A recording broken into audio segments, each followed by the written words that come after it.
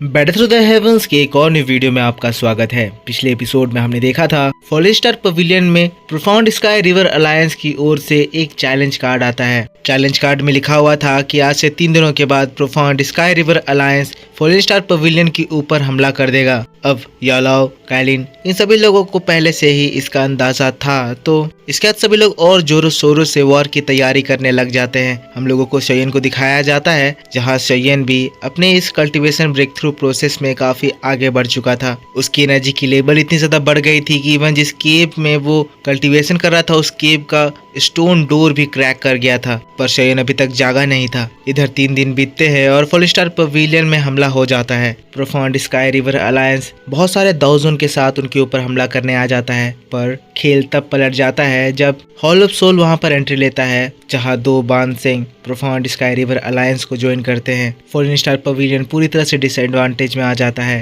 अब आगे एपिसोड बिल्कुल उसी सीन से स्टार्ट होती है। फॉलेन स्टार पवेलियन के लोग इस लाइनअप को देखकर थोड़े से घबराते हैं, तो तियानमिंग यालाओ को चिढ़ाते हुए कहता है, तो यालाओ कहो, अब तुम क्या कहना चाहते हो? क्या इससे पहले मैंने जो तुम्हें ऑफर दिया था उसके लिए तुम दोबारा रिकंसिडर करना चाहोगे? यालाओ एकदम शांत, क्योंकि इसे समझ था कि यहाँ पर ये जो 3 बानसेंग है उसके साथ इन लोगों से जीतना तो नामुमकिन ही है। अगर फाइट हुई तो पूरा का पूरा फॉलेन स्टार पवेलियन तबाह जरूर हो जाएगा। लेकिन काइलिन तुरंत ही कहती है, यालाओ इन लोगों के सामने हार मानना बिल्कुल पॉइंटलेस है। जैसा कि हम सभी लोग जानते हैं, हॉल ऑफ सोल और प्रोफाउंड रिवर अलायंस किस तरह के मेथड्स आजमाते हैं, किस तरह की चालें चलते हैं। तो अगर हम लोग यहाँ पर हार मान कर पीछे हट भी जाएं तो मुझे नहीं लगता ये लोग हम लोगों को इस तरह से यहाँ सरवाइव करने देंगे। यालाओ भी ये बात अच्छे से जानते थे, पर काइलिन कहती है, हमारे पास कोई ऑप्शन नहीं है, हम लोगों को इनसे अपने मरते दम तक फाइट करना ही होगा। काइलिन की बात सुनते ही सभी लोग यालाओ की ओर देखते हैं। सारे एल्डर्स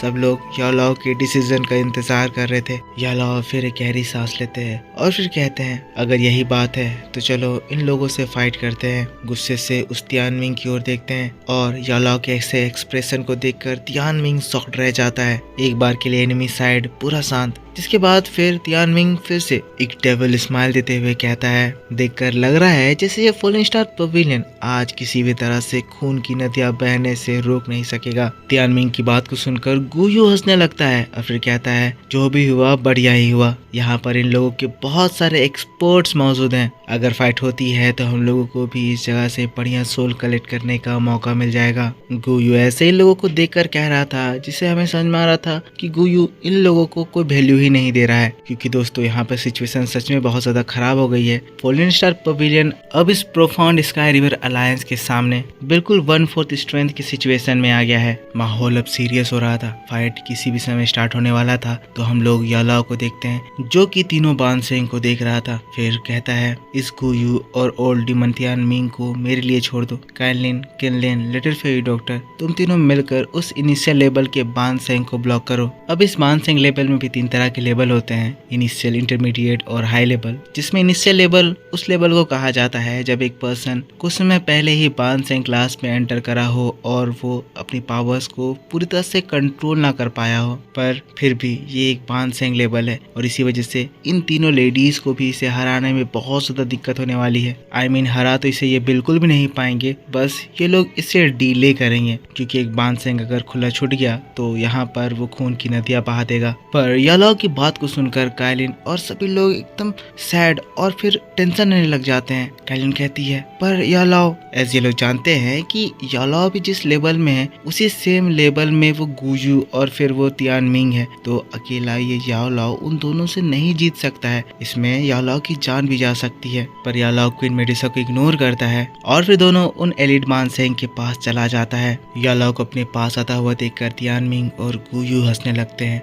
तियानमिंग यालाओ को चिढ़ाने लगता है, कहता है, याओ चैन, क्या तुम वाकई में अपने पावर को लेके इतने ज्यादा एरोगेंट हो गए हो कि तुम्हें लग रहा है तुम अकेले ही हम दोनों को रोक सकोगे? पर यालाओ उसे रोक देता है, अपनी एनर्जी एक्टिवेट करता है और एक बहुत ही ज्यादा डरावनी प्रेशराइजिंग डॉगी उसकी बॉडी से इवॉल्व होती है। इस वक्त यालाओ अपने बानसेंग की फुल एबिलिटी को इस्तेमाल करने वाला है, क्योंकि नॉर्मल से तो यहाँ पर काम ही नहीं चलने वाला है। यालाओ की पावर्स देखते हुए तियानमिंग अपनी एनर्जी एक्टिवेट करता है। उसकी एनर्जी से उसके पीछे स्पेस क्रैक करने लगते हैं। वो एक डरावनी आवाज में कहता है, सोल्जर्स अटैक करो। पर जो लोग सरेंडर कर रहे हैं उन लोगों को जान से मत मारना, पर उन लोगों को जरूर मारना जो तुम लोगों को रोकने की कोशिश करे। हंसते हुए वो अपने कदम को आगे बढ़ाता है और इसके बाद के साथ सभी लोग एक दूसरे के ऊपर टूट पड़ते हैं। वहाँ पर एक बहुत भयंकर फाइट स्टार्ट हो जाती है। चारों ही ओर बहुत ही भयंकर धमाके, स्पेस क्रैक हो रहे हैं क्योंकि यहाँ पर एलीट 1000 लेवल का बैटल चल रहा है। अभी दरबारी थी पानसेंग बैटल की, तो तियानमिंग गुयू को देखते हुए कहता है,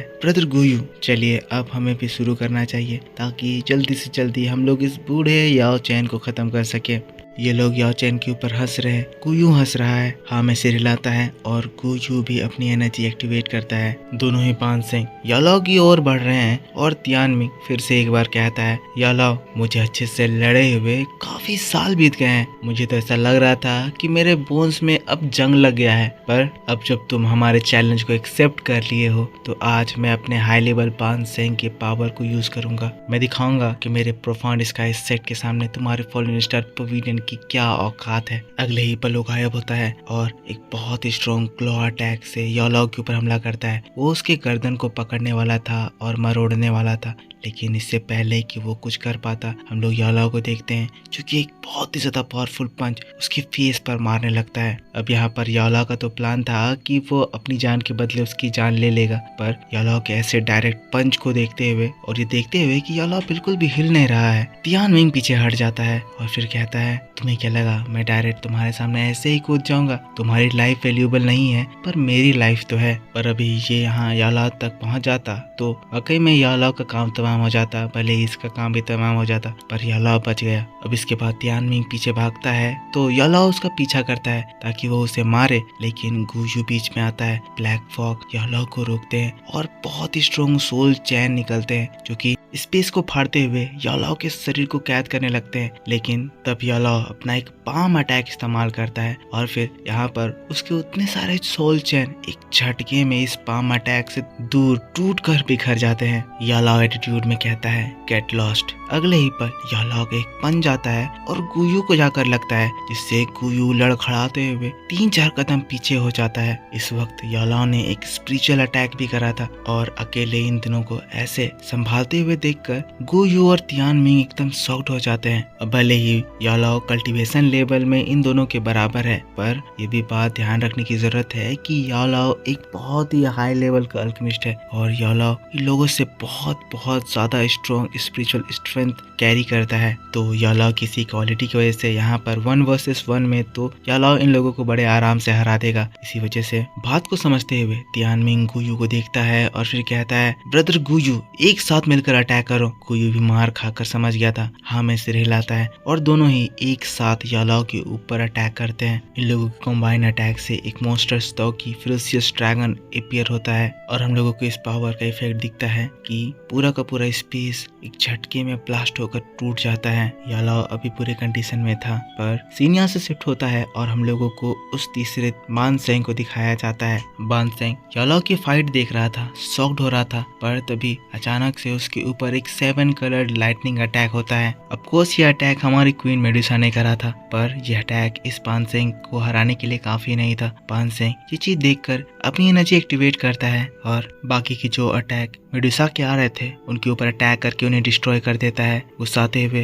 मेडुसा की ओर देखता है तो देखता है सामने में एक बहुत ही बड़ा सा 7 कलर्ड हेवन स्वॉलोइंग पाइथन था। मेडुसा का साइज बहुत ज्यादा बड़ा लग रहा था क्योंकि उसकी लेवल भी पहले से बहुत ज्यादा बढ़ गई थी। तियानमिंग शॉक्ड होते हुए कहता है, 7 कलर्ड हेवन स्वॉलोइंग पाइथन। पर इससे पहले कि वो और ज्यादा शॉक्ड हो पाता, उसके ऊपर और एक बहुत ही स्ट्रॉन्ग अटैक आता है। ये हमारे लिटिल फेरी डॉक्टर का पॉइजन अटैक था। पॉइजन अटैक को देखते हुए ये बानसेंग अपनी बानसेंग एबिलिटी का इस्तेमाल करता है और जो अटैक इसकी ओर आ रहा था अचानक से ही स्पेस को सॉलिडिफाई करता है और वो अटैक भी उसी जगह पर जम जाता है। पर इन दोनों को वो देखकर शॉक्ड हो ही रहा था, तभी उसके सामने एक और सांप की आवाज आती है। पीछे मुड़ता है तो देखता है केनलिन अपने फ्लावर प्यूपल आई को एक्टिवेट करी है और उसने कुछ समय पहले जो एंशिएंट हेवन सर्पेंट को कंट्रोल करा था वो सर्पेंट इसके ऊपर हमला कर देता है। ये सर्पेंट एक 1000 के पीक स्टार के एक्सपर्ट को मारने के लिए काफी था, पर यह तो बानसेंग था, इसीलिए वो बड़ी स्पीड में उसके उस अटैक से बच जाता है। तीनों लेडीज अब एक साथ होकर उसको घूर कर देखने लगती हैं, पर ये बानसेन इनको देखकर हंसने लगता है। एज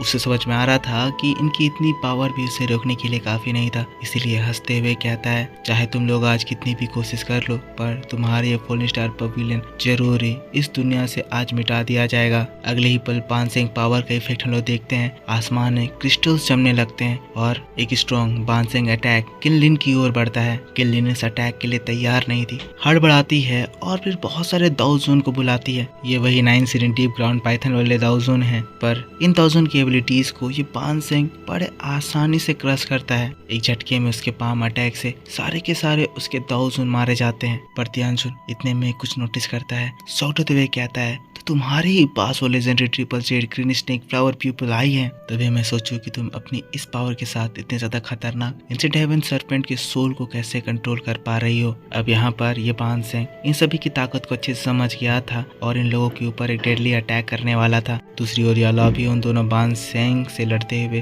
काफी ज्यादा इंजर्ड हो गए थे। पर सीन शिफ्ट होते हुए हम लोगों को उस केव को दिखाया जाता है जिसमें सेवन कल्टीवेशन कर रहा था। उसमें जो क्रैक्स थे वो धीरे धीरे करके और ज्यादा बढ़ने लगते हैं और अचानक ही अगले ही सेकंड पूरा का पूरा वो माउंटेन ब्लास्ट कर जाता है। वहाँ पर एक इनॉर्मस एनर्जी का प्रेजेंस फील होता है। एनर्जी बानसेन से ऊपर लेवल की थी। पर इसी बात के साथ बैटल थ्रू द हेवंस का ये वीडियो इस जगह पर खत्म हो जाता है। तो मेरे दोस्तों, आप मुझको बताना कि आपको ये एक्सप्लेनेशन कैसा लगा। अगर आपको ये डिटेल एक्सप्लेनेशन पसंद आया है तो इसके ऊपर एक लाइक जरूर कर देना। कमेंट करके बताना कि वीडियो कैसा था। सीन्स मिसमैच हो रहे होंगे क्योंकि ये नोबल एक्सप्लेनेशन है। आप इस पर जमकर सपोर्ट दिखाना, फिर मैं आपके लिए इसके बाद का नेक्स्ट एपिसोड भी कल अपलोड कर दूंगा। तो पिछला एपिसोड नहीं देखा है तो मेरे गोड ओताकू चैनल भी जाकर देख लेना। मिलूंगा मैं आपसे नेक्स्ट वीडियो में, तब तक के लिए take care, bye bye and thanks for watching.